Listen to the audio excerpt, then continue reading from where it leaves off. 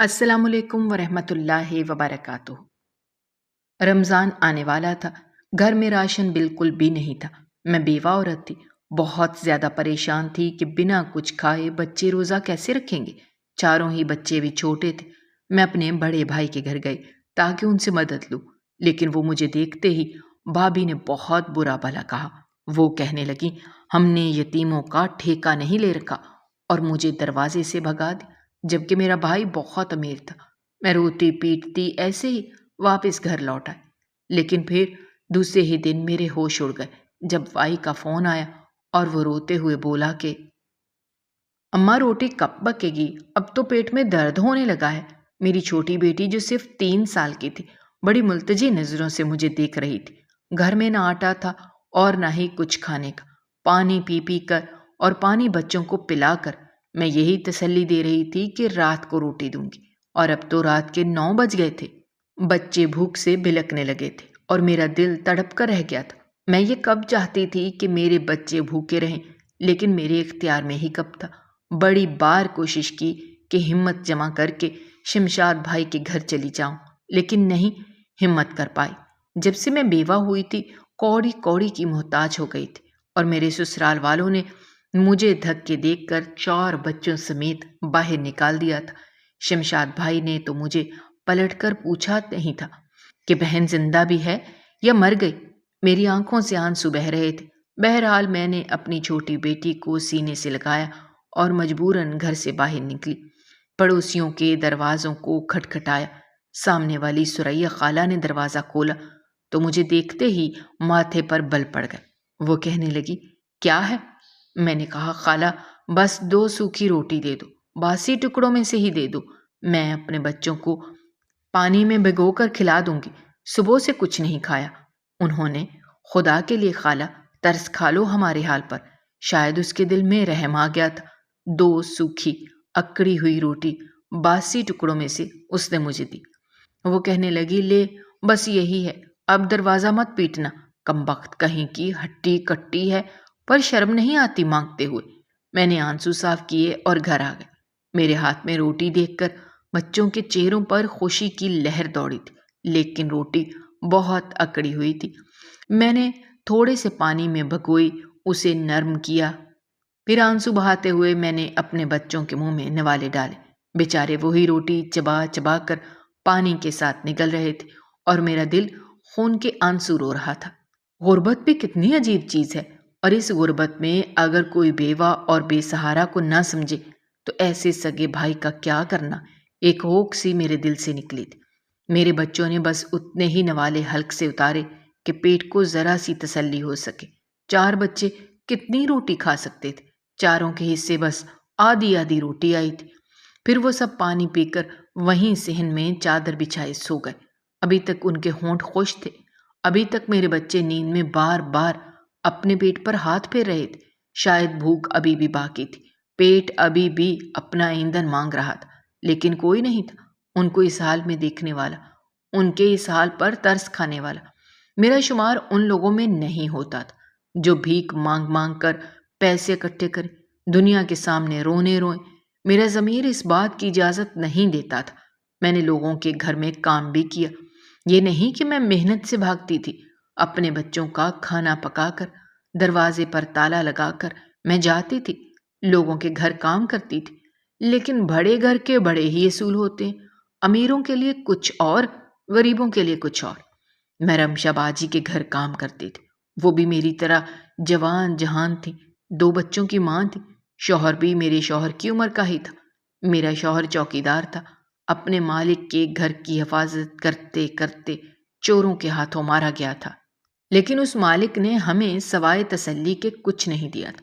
मैं काम करने लगी। रमशा बाजी के शौहर की गंदी नज़रें मुझी पर होती थी।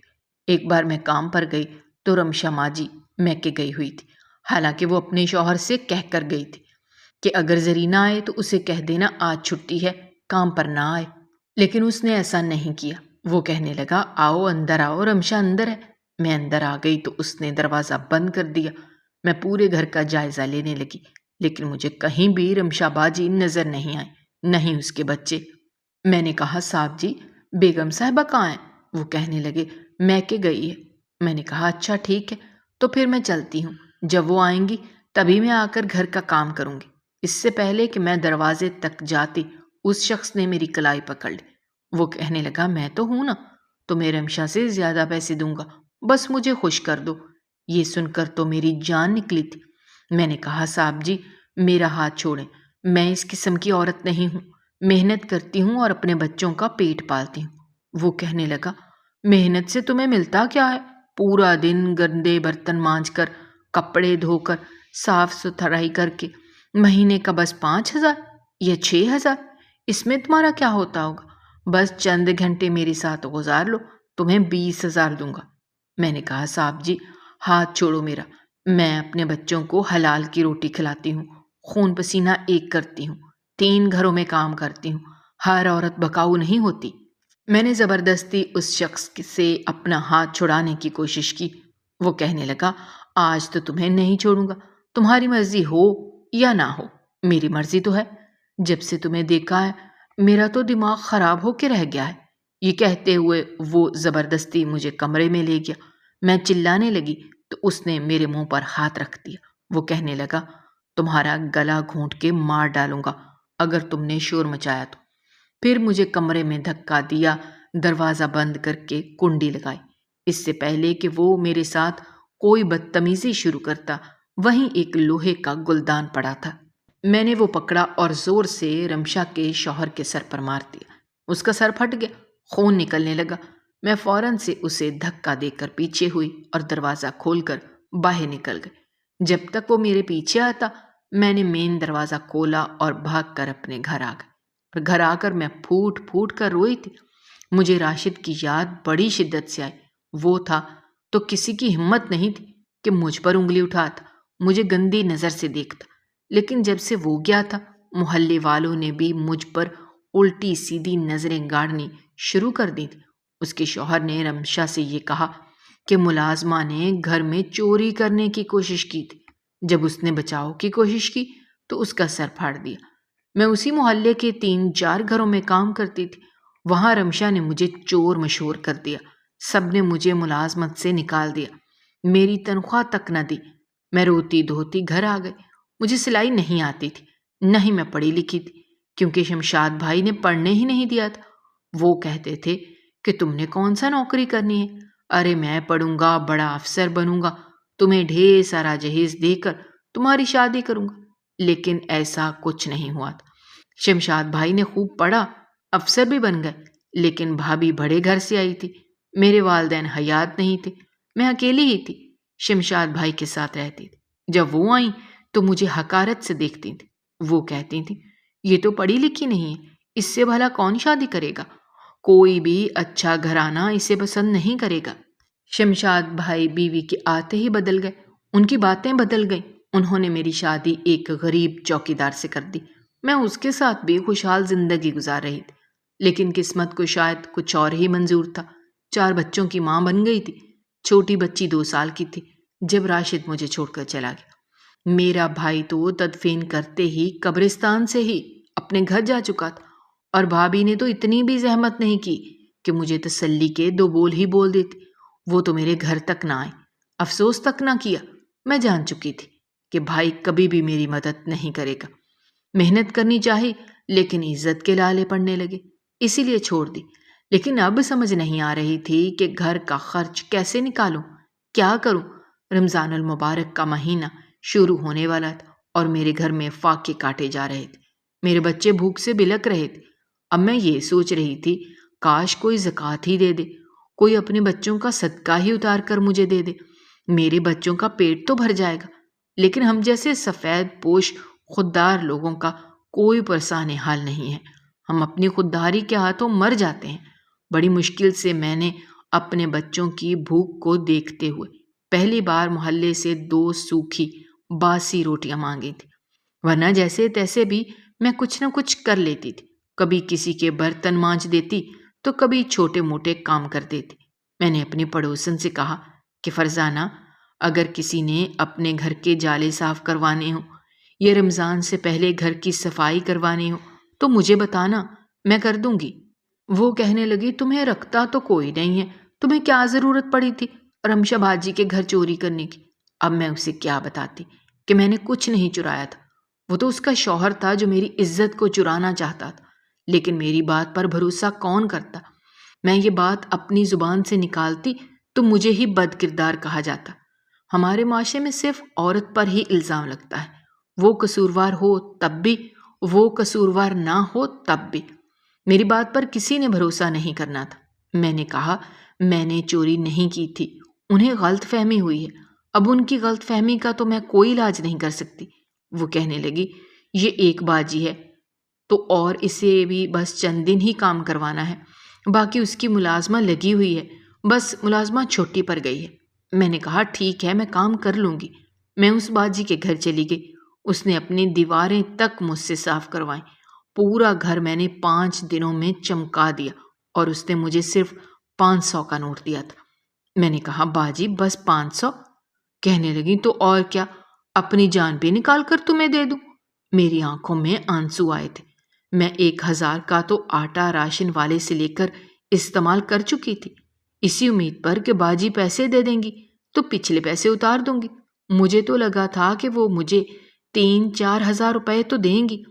جب 5-5 گھنٹے میں اس کے گھر کام کرتی رہی تھی لیکن اس نے صرف 500 روپے دیے تھے، میں رونے لگی۔ میں نے کہا باجی رمضان المبارک کا مہینہ آنے والا ہے، خدا کے لیے میرے گھر راشن ہی ڈال دو، میں تو 1000 روپے کا ادھار آٹا لے چکی ہوں، اب میں 5 دن سے مسلسل کام کر رہی ہوں، آپ کے پورے گھر کو میں نے چمکا کے رکھ دیا اور آپ نے مجھے ڈھنگ سے پیسے ہی نہیں دیے۔ وہ کہنے لگی چلو چلو دفع ہو جاؤ یہاں سے، جتنی تم نے محنت کی تھی اس سے زیادہ دیے ہیں۔ بہرحال منت سماجت کرنے کے بعد اس نے بس 1000 روپے ہی دیے جو میں نے راشن والے کو دے دی۔ مزید اس سے آٹا مانگا تو کہنے لگا میں نہیں دے رہا، کیش میں دوں گا۔ تم نے صحیح تماشا پکڑا ہے، ادھار لے جاتی ہو، اگر کل کو تمہیں پیسے نہ ملے تو کہاں سے بھرو گی؟ میں روتی دھوتی گھر واپس آ گئی۔ مجھے یاد آنے لگا کہ ہر رمضان میرا بھائی غریبوں کو راشن بانٹتا ہے، اس کی بڑی واہ واہ ہوتی ہے۔ سوچا میں بھی لے آتی ہوں، شاید میری بھی مدد کر دیں۔ میں نے کالے رنگ کی چادر پہنی اور بھائی کے گھر کا رخ کیا۔ شمشاد بھائی کا گھر اب 2 منزلہ بن چکا تھا۔ میں نے گلی دیکھی تو ایک ٹھنڈی آہ بھری۔ میرا سارا بچپن اسی گلی میں کھیلتے ہوئے گزرا تھا۔ یہ نہیں پتا تھا کہ اپنے بچوں کی بھوک کو دیکھ کر مجھے اس گلی میں دوبارہ آنا پڑے گا۔ بھابھی نے جب رخصت کیا تو میرے کان میں کہا تھا کہ اب میکے کا خیال اپنے دماغ سے ہٹا دینا، ہمارے اپنے بھی بچے ہیں، اپنے بھی اخراجات ہیں، کوشش کرنا کہ راشد سے ہی اپنی ساری ضروریات پوری کروانا۔ میں نے یہ بات اپنے پلو سے باندھ لی تھی۔ کبھی میں جاتے بھی تو بھابھی کا رویہ ایسا ہوتا کہ دل دکھ کر رہ جاتا۔ ہمیں سیٹل اسٹیل کے گلاس میں پانی دیتی تھی، کھانا تو دور کی بات، کبھی چائے تک کا نہ پوچھا، بس پانی پلایا اور پوچھنا شروع کر دیا کہ جاؤ گی کب؟ ہمیں کہیں باہر گھومنے جانا ہے۔ میں بچوں کے ساتھ واپس آ جاتی۔ راشد تو میکے جاتا ہی نہیں تھا، کہتا تھا تمہارا بھائی اور بھابھی مجھے عزت نہیں دیتے، میں روکھی سوکھی کھاتا ہوں لیکن کسی سے مانگ کر نہیں کھاتا، جو تمہارے بھائی بھابھی کے نخرے دیکھو، اور میرا یہ اصول ہے کہ جہاں عزت نہیں وہاں قدم بھی نہیں رکھنا۔ میں نے بھی ایسا ہی کرنا شروع کر دیا، اپنے ہی گھر میں دل لگا لیا، کیونکہ شاید میرے بھائی کا سٹینڈرڈ ہائی ہو گیا تھا، مجھ جیسی غریب بہن سے وہ ملنا نہیں چاہتا تھا۔ پھر میں کس منہ سے بھائی کے پاس جاتی؟ عیدیں آ کر گزر جاتی تھیں لیکن میرا بھائی نہ تو کبھی عید ملنے آیا اور نہ کبھی میرے ہاتھ پر 10 روپے عیدی رکھی۔ شاید ان کے اخراجات بہت زیادہ بڑھ گئے تھے کہ بہن کو دینے کے لیے عیدی تک نہیں تھی۔ وہ بہن جو رو رو کے بھائی کی کامیابی کی دعائیں مانگتی تھی، آج وہ اس حال میں پہنچ گئی تھی، لیکن بھائی کے دل میں ذرا سی بھی ہمدردی کا جذبہ نہیں پیدا ہوتا تھا۔ میں نے چہرہ چھپا لیا کہ کہیں میرا چہرہ دیکھ کے میری بھابھی کے ماتھے پر بل ہی نہ پڑ جائیں۔ شاید غریب سمجھ کے وہ مجھے راشن دے دیتی، البتہ نند سمجھ کر کبھی نہ دیتی۔ میں نے دروازے پر دستک دی، دروازہ میری بھابھی نے کھولا تھا۔ میں نے کہا بی بی رمضان کا مہینہ ہے، گھر میں بچے بھوک سے بھلک رہے ہیں، خدا را مجھے آٹا دال چاول ہی خرید کے لے دو۔ بھابھی کہنے لگی چلو چلو جاؤ یہاں سے، ہم لوگ راشن دے چکے ہیں۔ میں نے کہا خدا کے لیے کچھ دے دو بیبی، اپنے بچوں کا صدقہ ہی دے دو۔ لیکن بھابھی نے میرے منہ پر دروازہ بند کر دیا۔ میں سوچ بھی نہیں سکتی تھی کہ میرے ساتھ ایسا رویہ کیا جائے گا۔ عین اسی وقت میرا بھائی اپنی گاڑی میں وہاں پہنچ گیا۔ میرے بھتیجے بھتیجیاں گاڑی میں بیٹھے برگر کھا رہے تھے۔ گاڑی سے اتر کر آدھے آدھے برگر انہوں نے باہر کچرے دان میں ڈال دیے، پھر گھر کے اندر داخل ہو گئے۔ شمشاد بھائی جب میرے سامنے کھڑے ہوئے تو میں نے اپنے چہرے سے چادر ہٹا دی کہ شاید مجھے اس حال میں دیکھ کر میرے سگے بھائی کا دل تڑپ جائے۔ انہوں نے مجھے دیکھا اور نظریں چرا لی۔ وہ کہنے لگے کیا بات ہے؟ میں نے کہا میرے بچے بھوکے ہیں۔ وہ کہنے لگے اچھی خاصی تو ہو، کہیں کوئی کام ہی کر لو۔ میں نے کہا بھائی میرے بچے بھوک سے بلبلا رہے ہیں، خدا کے لیے مجھے اپنے بچوں کا صدقہ ہی دے دو۔ وہ کہنے لگے میں صدقہ خیرات کر چکا ہوں، میرے پاس اب کچھ نہیں ہے۔ میری آنکھوں میں آنسو تھے جب میرے بھائی نے جیب سے سگریٹ نکالا، منہ میں دبایا اور اپنے گھر میں چلا گیا۔ میں نے کچرے دان سے آدھے ادھورے پھینکے ہوئے برگر اٹھائے اور اپنی چادر میں لپیٹ لیے۔ میری آنکھوں سے آنسو بہہ رہے تھے۔ جب میں وہاں سے جا رہی تھی اچانک سے میں کسی گاڑی سے زور سے ٹکرائی کہ میرے ہاتھ میں پکڑے برگر بھی زمین پر گر گئے اور مٹی سے بھر گئے۔ میں نے مٹی سے بھرے برگر دیکھے تو مجھے رونا آنے لگا۔ میرے بچے بھوکے تھے جس سے میں ٹکرائی تھی، اس نے دیکھنے کی زحمت بھی نہیں کی۔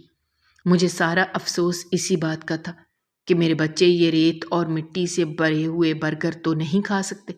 میں زمین پر بیٹھ کر ان برگر کو پکڑ کر بیٹھی تھی جب سامنے کھڑا شخص بھی بیٹھ چکا تھا۔ وہ کہنے لگا تم زرینہ ہو نا؟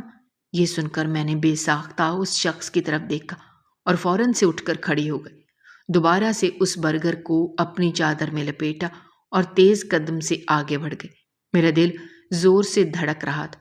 کاش کہ اس نے مجھے نہ پہچانا ہوتا، کاش کہ میں اس گلی میں دوبارہ نہ آتی، لیکن کبھی کبھی انسان کا ماضی اس کا پیچھا نہیں چھوڑتا۔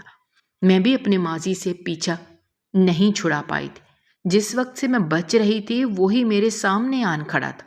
روتے دھوتے تیز تیز قدم بڑھاتے پیدل ہی اپنے گھر کی طرف نکلی تھی۔ آدھا گھنٹہ لگا تھا مجھے گھر پہنچتے ہوئے۔ میں نے دروازہ کھولا تو سامنے بچے ملتجی نظروں سے مجھے دیکھ رہے تھے۔ میں نے وہی برگر چادر سے نکال کر انہیں دیے جو بھائی کے گھر کے کچرے دان سے مجھے ملے تھے۔ میرے بچے بھوکے تھے، وہی کھانے لگے۔ اب میری آنکھوں سے کئی آنسو نکلے تھے۔ زرینہ تم ایک بار اپنی بھابھی اور بھائی سے بات تو کرو، میں تمہیں بہت خوش رکھ سکتا ہوں۔ میرے کانوں میں اس شخص کی آواز گونجی تھی۔ میں نے کہا نہیں، میں ایسا کچھ نہیں کر سکتی۔ میرے بھائی میرے لیے جو بھی فیصلہ کریں گے وہی میرے لیے بہتر ہوگا۔ میں نے تمہیں کبھی کوئی امید اور آس نہیں دلائی۔ وہ کہنے لگا میں نے کب کہا، لیکن میں تمہاری خاطر کچھ بھی کر سکتا ہوں۔ تمہارے بھائی کو پیسہ چاہیے، میں خوب پیسہ کماؤں گا، لیکن تم بھی وعدہ کرو کہ میرا انتظار کرو گی۔ لیکن میں نے انکار کر دیا تھا۔ کوئی آس کوئی امید نہیں دلائی تھی۔ مجھے اپنے بھائی پر مان تھا کہ جو فیصلہ وہ میرے لیے کرے گا وہ میرے لیے بہتر ہوگا۔ وسیم نے کہا کہ میں جا رہا ہوں، 5 سال بعد واپس آؤں گا، اگر ہو سکے تو میرا انتظار کرنا۔ یہ کہہ کر وہ چلا گیا۔ وسیم ہمارے پڑوس میں ہی رہتا تھا۔ اکثر جب بھی اس کی والدہ کچھ بھی اچھا بناتی تو وہ ہمارے گھر لے کر آ جاتا۔ اس وقت میں گھر پر اکیلی ہوتی تھی۔ دروازے پر کھڑے کھڑے پلیٹ دیتا، اس کے چہرے پر مسکراہٹ سجی ہوتی۔ میں اس کے ہاتھ سے پلیٹ لے کر جب خالی برتن اس کو دیتی تو کہتا آپ بہت اچھی ہیں، مجھے بہت اچھی لگتی ہیں، اور میں گھبرا کر دروازہ بند کر دیتی۔ ہر بار وہ یہی لفظ کہتا تھا، اس سے زیادہ اور کچھ نہیں کہتا۔ ایک بار شمشاد بھائی نے اسے دیکھ لیا تو مجھ سے کہنے لگے یہ کون ہے؟ میں نے کہا پڑوس سے آیا ہے۔ تو کہنے لگے آئندہ اگر یہ آئے تو دروازہ مت کھولنا۔ وہ بہت غصے میں تھے۔ میں بھی کچھ گھبرا گئی۔ پھر شمشاد بھائی نے کہا کہ مجھے ایک لڑکی پسند ہے اور میں اس سے شادی کرنا چاہتا ہوں۔ انہوں نے اپنی پسند کی لڑکی سے شادی کر لی۔ مجھے لگا بھابھی آئے گی تو میری زندگی میں بھی سکون آ جائے گا، لیکن سکون تو شاید میری قسمت میں تھا ہی نہیں۔ بھابھی سارے گھر کے کام مجھ سے کرواتی تھی اور بھائی کے بدلتے تیور دیکھ کر میں حیران تھی۔ وہ وہی کچھ کرتے تھے جو بھابھی کہتی تھی۔ ایک بار وسیم کھانا لے کر آیا تو میں نے دروازہ کھولا۔ اس وقت بھابھی نے مجھے بہت ڈانٹا تھا، میرے منہ پہ تھپڑ بھی مارا تھا۔ میری آنکھوں میں آنسو تھے۔ جب میں نے دروازہ کھولا تو وہ سامنے کھڑا تھا، ہاتھ میں پلیٹ لیے۔ میری آنکھوں میں آنسو دیکھ کر وہ کہنے لگا، کیا بات ہے، کسی نے کچھ کہا ہے؟ میں نے کہا، کسی نے کچھ نہیں کہا۔ میں نے جیسے ہی اس کے ہاتھ سے پلیٹ پکڑی تو بھابھی میرے پیچھے ہی کھڑی تھی۔ وہ کہنے لگی، تو یہ سب ہو رہا ہے یہاں پر؟ تمہارے بھائی اور میری ناک کے نیچے تم اس لڑکے کے ساتھ محبت کی پینگیں بڑھا رہی ہو۔ میں نے کہا، ایسا کچھ نہیں ہے بھابھی، میں بری طرح سے ڈر گئی تھی۔ وسیم کہنے لگا، آپ غلط سمجھ رہی ہیں۔ میری بھابھی کہنے لگی، میں سب ٹھیک سمجھ گئی، لینے دو شمشاد کو، تم دونوں کی اصلیت اس کے سامنے رکھ دوں گی۔ میری بھابھی نے یہ کہا اور گھر سے باہر نکال کر وسیم کے گھر چلی گئی اور اس کی ماں سے بہت بدتمیزی کی کہ تمہارا بیٹا میری نند کو اپنی محبت کے جال میں پھنسانے کی کوشش کر رہا ہے اور نہ جانے کیا کچھ کر چکا ہے۔ اگر تم نے اپنے بیٹے کو اپنے گھر پر سنبھال کر نہیں رکھا تو میں اسے پورے محلے میں منہ دکھانے کے قابل نہیں چھوڑوں گی۔ وہ بیچاری شریف عورت تھی، اس نے وسیم کے منہ پر 2 تھپڑ مارے۔ وہ کہتا رہ گیا کہ میں نے ایسا کچھ نہیں کیا، یہ عورت جھوٹ بول رہی ہے، لیکن اس کی ماں نے کہا، آئندہ تم ان کے گھر نہیں جاؤ گے۔ اس نے ہمارے گھر آنا چھوڑ دیا، بس ایک بار آیا تھا چھت پر، میں کپڑے رسی پر ڈال رہی تھی، مجھے کہنے لگا، بس میرا انتظار کرنا، مجھے 5 سال لگیں گے، میں تمہیں اس تکلیف سے نکال لوں گا۔ یہ کہہ کر وہ چلا گیا، لیکن میں نے اس کا انتظار نہیں کیا۔ مجھے ڈر لگتا تھا کہ کہیں اپنے بھائی کی نظر میں بری نہ بن جاؤں۔ لیکن جب بھائی نے میرا رشتہ راشد سے کیا تب میں نے وسیم کو بہت یاد کیا تھا، کیونکہ راشد ایک چوکیدار تھا، ایک بنگلے کے باہر چوکیدار کی نوکری کرتا تھا، اور میری بھابھی کے کہنے پر میرے بھائی نے اس کے ساتھ میرا رشتہ جوڑ دیا۔ انکار کا حق تو میں رکھتی ہی نہیں تھی، ورنہ بھابھی مجھ پر نہ جانے کون کون سے الزام لگا دیتی۔ میں نے راشد کے ساتھ بھی بڑی خوشی خوشی گزارا کیا تھا۔ یہ الگ بات تھی کہ اس کا میرا ساتھ بہت کم تھا۔ پتہ نہیں آج کیوں میرا وسیم سے ٹاکرا ہو گیا۔ مجھے کئی سال بعد دیکھ کر وہ تو بہت خوش ہوگا، کیونکہ میں نے اسے ٹھکرایا تھا اور آج میں اس حال میں پہنچ گئی۔ وہ تو کہتا تھا، میں تمہیں بہت خوش رکھوں گا، تمہارے لیے دبئی جا رہا ہوں، بہت سارا پیسہ کما کر لاؤں گا۔ شاید اب تو وقت گزرنے کے ساتھ ساتھ وہ سب کچھ بھول چکا ہوگا۔ وقت بہت زیادہ آگے بڑھ چکا تھا، میرے 4 بچے تھے اور اب میں بیوگی کی زندگی گزار رہی تھی۔ بہرحال سوچ رہی تھی کہ کچھ کروں۔ بھائی کے گھر سے تو خالی ہاتھ واپس لوٹ آئی۔ اس نے تو پلٹ کر دیکھا نہیں تھا کہ میری بہن نے میرے لیے کیا کچھ قربان کر دیا۔ آج تک جو کچھ میرے بھائی نے میرے ساتھ کیا، میں پھر بھی اسے بددعا نہیں دے پائی۔ میرا حصہ تک اس نے نہیں دیا۔ کہتا تھا سب کچھ اس کا ہے۔ کیا ماں باپ کا چھوڑا ہوا گھر اس پیسے کا اس کا تھا؟ بہن اس کی نہیں تھی؟ میں اپنی انہی سوچوں میں گم تھی جب دروازے پر دستک ہوئی۔ میں نے دروازہ کھولا تو وسیم سامنے کھڑا تھا۔ اسے دیکھ کر میری آنکھوں میں آنسو آ رہے تھے۔ وہ کہنے لگا، کیا اندر آنے کی اجازت نہیں دو گی؟ میں نے کہا، نہیں، میرا شوہر زندہ نہیں ہے اور میں غیر مردوں کو گھر میں داخل نہیں کرتی، ورنہ محلے والے میرا جینا حرام کر دیں گے۔ بس میرے شوہر کی یہ اپنی چھت ہے جہاں میں سر چھپائے بیٹھی ہوں، اس لیے آپ یہاں سے جا سکتے ہیں۔ وہ وہاں سے واپس چلا گیا، لیکن اگلے ہی دن پھر سے دروازے پر دستک ہوئی تھی۔ میں نے دروازہ کھولا تو کئی شاپر تھے وسیم کے ہاتھ میں، جو اس نے میرے دروازے کے پاس رکھ دیے۔ وہ کہنے لگا، اس میں کھانے پینے اور ضرورت کا سامان ہے، اسے رکھ لو۔ میں نے کہا، نہیں، مجھے کسی چیز کی ضرورت نہیں ہے، اللہ کا دیا سب کچھ ہے۔ میں وسیم کا احسان نہیں لینا چاہتی تھی۔ وہ کہنے لگا، میں سب جانتا ہوں، اگر تم یہ رکھو گی تو مجھے خوشی ہوگی، اور بے فکر رہو، یہ میرے بچوں کا یا میرے گھر والوں کا صدقہ خیرات نہیں ہے۔ یہ کہہ کر وہ جا چکا تھا۔ میرے بچے باہر آ کر کھانے پینے کا سامان دیکھ کر خوش ہو گئے۔ میں شوہر اندر لے آئی، سب کچھ تھا، آٹا، دال، چاول، چینی، گھر کی ہر ضرورت کی چیز۔ میں نے آٹا گوندا، روٹی بنائی، میرے بچوں نے پیٹ بھر کے کھانا کھایا اور ہاتھ اٹھا کر وسیم کے لیے دعا بھی کی تھی کہ جس نے ہمیں کھانا دیا، اللہ ان کی روزی میں برکت ڈالے۔ چند روز بعد وہ دوبارہ آیا، دروازے کے باہر ابھی بھی کھڑا تھا، اندر نہیں آیا۔ وہ کہنے لگا، اگر مجھے اس قابل سمجھو تو میں تمہارے بچوں کا سہارا بننا چاہتا ہوں۔ میں نے کہا، تمہاری بیوی اجازت دے دے گی؟ میری بات پر وہ ذرا سا مسکرایا، کہنے لگا بیوی ہے ہی نہیں، اگر تم حامی بھر لو تو میرا گھر بھی بس جائے گا اور بچوں کا بھی ان کا باپ مل جائے گا۔ میں تمہیں بہت خوش رکھوں گا زنینا۔ میری آنکھوں سے آنسو بہنے لگے۔ میں انکار کیوں کرتی؟ مجھے واقعی ایک سہارے کی ضرورت تھی۔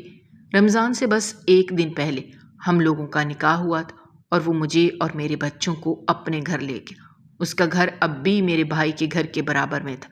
جب میری بھابھی اور بھائی نے دیکھا تو میری بھابھی باتیں سنانے لگی۔ وہ کہنے لگی مجھے تو پہلے ہی پتا تھا یہ اپنے شوہر کے نام پر نہیں بیٹھے گی، لیکن اس بار میں نے جواب نہیں دیا بلکہ وسیم نے دیا۔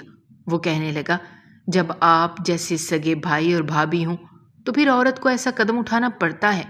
میری بھابھی کا غصے کے مارے برا حال تھا۔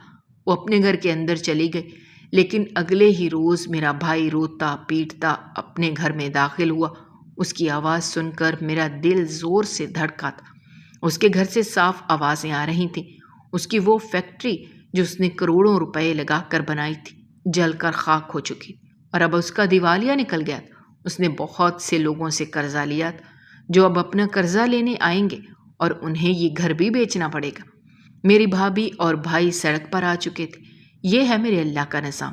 پل میں اگر وہ بادشاہت دیتا ہے تو اس بادشاہت پر غرور نہیں کرنا چاہیے، بلکہ اسی کے دیے ہوئے رزق کو آگے بانٹنا چاہیے۔ میرے بھائی نے ایسا نہیں کیا تھا۔ جو آج میرے پاس سب کچھ تھا، اپنا گھر، گاڑی، میرے بچے اچھے اسکول میں پڑھ رہے تھے، اللہ نے مجھے میرے صبر کا صلہ دے دیا تھا وسیم کی صورت میں، اور میرے بھائی کی ناشکری کی وجہ سے اس سے سب کچھ چھین لیا، کیونکہ اس نے میرا حق مارا تھا، میری حق تلفی کی تھی۔ آج وہ بے سہارا ہو چکا تھا، کرائے کے گھر میں رہتا تھا اور اس کے بچے اسے نوچ کھانے کو تیار رہتے تھے۔ وہ کہتے تھے ہم نے نہیں کھانی دال سبزی، ہمیں گوشت کھانا ہے، برگر کھانے ہیں۔ وہ وہی چیزیں مانگ رہے تھے جن کی ان کو عادت تھی، لیکن آج ان کے باپ کے پاس اتنا پیسہ نہیں تھا کہ وہ ان کی فرمائشیں پوری کرتا۔ لیکن میں بہن تھی، میرا دل شمشاد بھائی کی طرح پتھر کا نہیں تھا۔ ہر مہینے میں کچھ نہ کچھ پیسے اپنے بھائی کے ہاتھ پہ رکھ دیتے تھے تاکہ اسے کبھی کسی کے در پر اپنے بچوں کے لیے سوکھی باسی روٹی نہ مانگنی پڑے۔ میری آپ سب لوگوں سے گزارش ہے کہ اپنے بہن بھائیوں کے ساتھ اچھا رویہ اختیار کریں۔ اگر بہن بیوہ ہو چکی ہے یا بے سہارا ہے تو خدا را انہیں اکیلا نہ چھوڑیں، ان کے ساتھ بھلائی اور نرمی والا معاملہ کریں، کیونکہ ضروری نہیں ہے کہ آپ کی بہن کی زندگی میں کوئی وسیم جیسا بھی ہو سکتا ہے اسے آپ کے ہی اشارے کی ضرورت ہو۔ ناظرین، ہماری آج کی یہ کہانی کیسی لگی؟ کمنٹ باکس میں اپنی رائے کا اظہار کرنا مت بھولیے گا۔